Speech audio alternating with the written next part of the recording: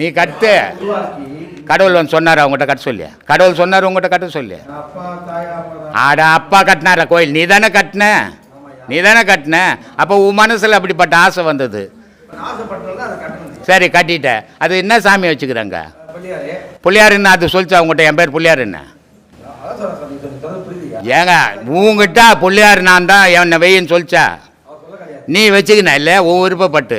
இது மாதிரி அவன் விருப்பப்பட்டு சிவன்னு ஒரு சிலையை வச்சுக்கினான், சிவலிங்கம்னு ஒரு லிங்கத்தை வச்சுக்கினான். இது மனுஷனுடைய ஆசையை தவிர கடவுளுக்கு அதுக்கும் சம்மந்தமே இல்லை. மனுஷனுடைய இப்போ கடவுள் உருவங்களுக்கு தெரியுமா? கடவுள் உருவங்கள் இருக்குது, பலவிதமான உருவங்கள் இருக்குது. கடவுள்னால் ஒரு விதம் தானே இருக்கணும். பலவிதமான உருவங்கள் ஏன் வந்ததுன்னா மனுஷனுடைய மனம் பலவிதம். அவன் மனசுக்கு எது பிடிப்போ. உங்களுக்கு கல்யாணம் இப்போ எத்தனை பசங்க இருக்குது? ஒரே பையனா? ரொம்ப சந்தோஷம், நல்லா இருப்ப நீ. ஒரு பொண்ணா? சரி, உன் பொண்ணை பார்க்கறதுக்கு ஒரு மாப்பிள்ளை வரான்.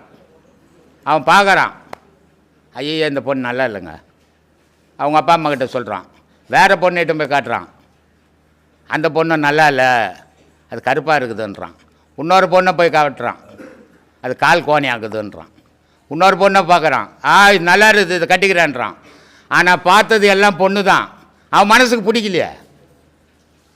அப்போ மனசுன்னா பொண்ணை காட்டணுன்னு கட்டிக்கணும்ல, கட்டிக்கலையே.